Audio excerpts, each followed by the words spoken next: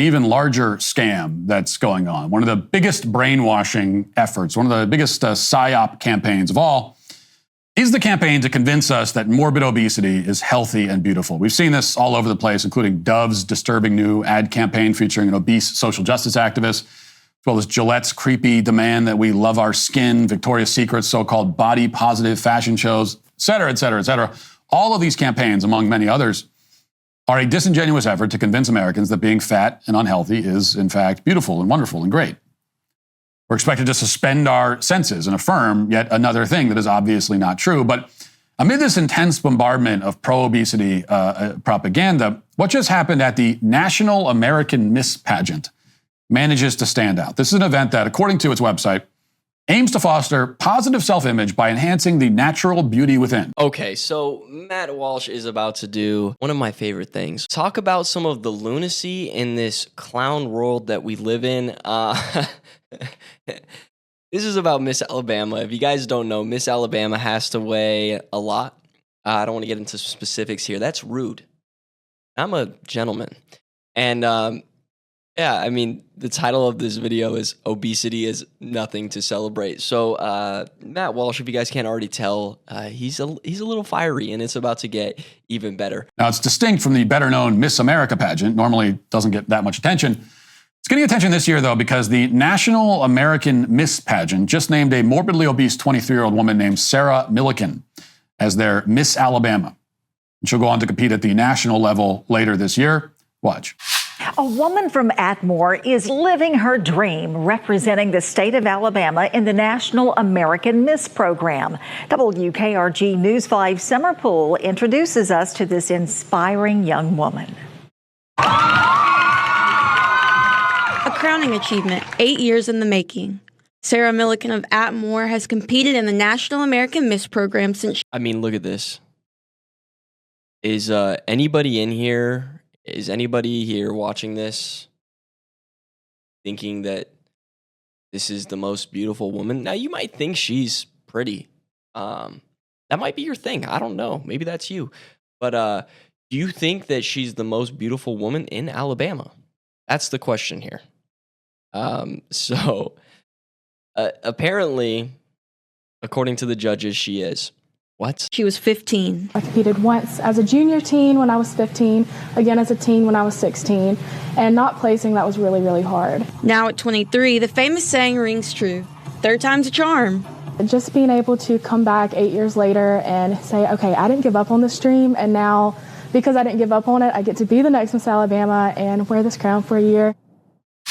Now, there's at least some cause for relief here, because as far as we could tell, Sarah Milliken is indeed an actual woman, so that in some ways is an improvement. That's a point in her favor, because you can't take that for granted these days, and that's how low the bar is these days with these pageants. Unfortunately, just about everything else about this display is disturbing. To be clear, as far as I can tell, the National American Miss Pageant is ostensibly supposed to celebrate beauty. They do talk about positive self-image and all that, but it does appear that most of the contestants actually put some effort into their appearance and are, basically healthy for the most part. Here's a look at Milliken's competitors, just to give you some idea.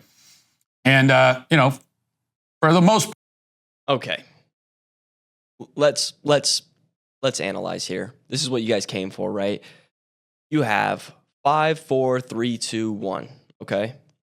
Now, for me personally, just looking at this photo, I would say 2 or 4 probably, where my head's at. As you can see, they're not all obese. They look healthy for the most part. So how exactly did Milliken squash the competition? How did she win? From that interview, it sounds a bit like she just sort of wore down the judges. She kept coming back year after year, presumably getting larger and larger each time. And then maybe the judges decided to put an end to it before things just got completely out of hand. Quote, because I didn't give up on it, I get to be the next Miss Alabama, she says. Now, normally when people say something like that, they're referring to all the hard work that they did in the interim.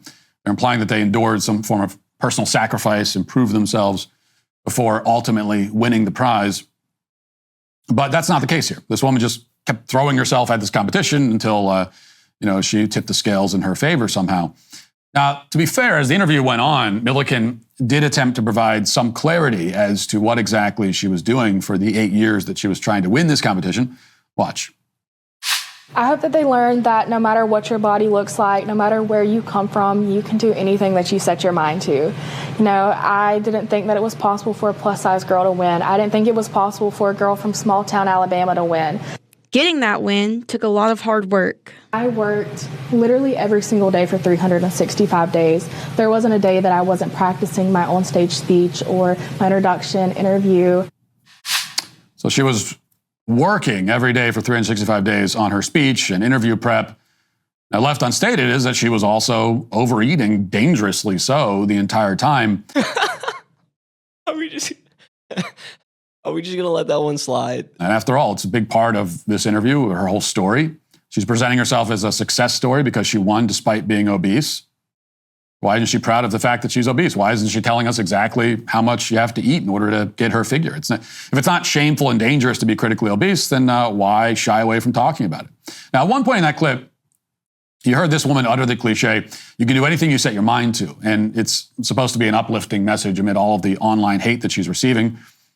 But it's not really. I mean, yes, the people referring to this pageant as I've seen online, as a cattle auction, or calling this woman Miss All 50 States in One. It's another quote that I saw online.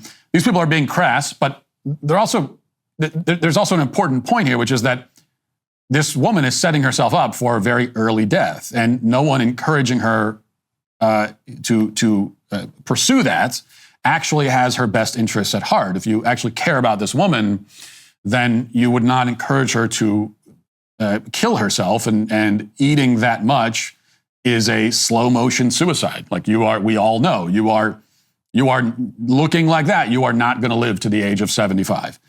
Doesn't mean you won't live to the age of 75, but so you can either choose to cut the weight and then you can live a long and healthy life, or not, and you won't. And that's a serious thing here. I mean, we're laughing, we're having fun, we're cutting up, but now when we get to the serious part of this, okay, the influence that this sends young women, this influence, because this is national news, it's that you can live however you want and do whatever you want, even if it's so self-destructive that you're shaving off years of your life, and society will reward you for that. Society will cater to you, in fact. And that's the dangerous part. It's not only the influence, but it's the reward from those who are self-destructing to that degree. If you saw your brother, your sister, your mother, your father going down a path where they were going to lose their life soon, they were going to pass away because of the lifestyle they were living, if you encourage that, and you said that, that's fine, go ahead, go do those drugs that are going to really hurt you. That's really not love. It's not love. If you love somebody, you have to say those hard truths. You have to get them on a path to righteousness. And, obviously we can't attain righteousness, but righteousness in the sense of even Jesus, God, like morality, something else to where you're not going to decay and go to your grave before it's time. So as much fun as we can kind of have here, there is something very serious here, and that's what Matt Walsh is getting at. We'll keep watching. Consider the fact that many of these body positive influencers drop dead before they even hit middle age. So we've seen this play out several times. The Daily Mail just published a roundup on several of them. There was the 33-year-old TikTok star, Waffler69, real name Taylor Lejeune, who had 2 million followers. The day before he died of a presumed heart attack, he videotaped himself eating a giant Fruit Loop in milk. Here's what that looked like.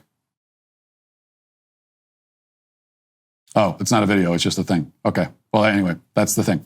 According to the Daily Mail, Taylor Lejeune didn't flaunt his weight, but there were many other dead influencers who did. For example, here's Professor of Fat Studies, Dr. Kat Paws, who I assume that's not her real name, but she died at 42. And according to Dr. Kat Paws, quote, "The science isn't quite clear as it isn't quite as clear cut as we'd like to believe. There's not really quite a consensus yet about the relationship between weight and health. Obese people, and even morbidly obese people, have just as good health or better health than someone in the normal weight range. And that is obviously insane, tragically insane, because it claimed her own life. But you have to understand that this is something that people are accepting as true. This has become a popular myth among many people, that being massively overweight doesn't necessarily mean you're unhealthy.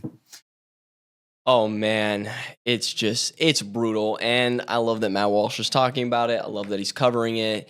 And it's something that needs to be talked about, obviously, and needs to keep being talked about until this narrative is completely destroyed and gone and erased, and we've learned from it. You know, for the longest time growing up, I'd go to the mall, Victoria's Secret right there, and always beautiful models. And then slowly I start becoming like, 15, and models are getting bigger, and you're like, what's going on here? This is kind of strange. And then like 16, 17, 18, and it was just up until now, we finally start to see some, healthy models that are back on Victoria's Secret. So we're starting to win. We're starting to inch back slowly but surely, and it's because this has to be the culture of calling this out, calling it for what it is: dangerous, unhealthy, and silly. It's foolish. I'll see you guys in the next one. I hope you enjoyed. Goodbye.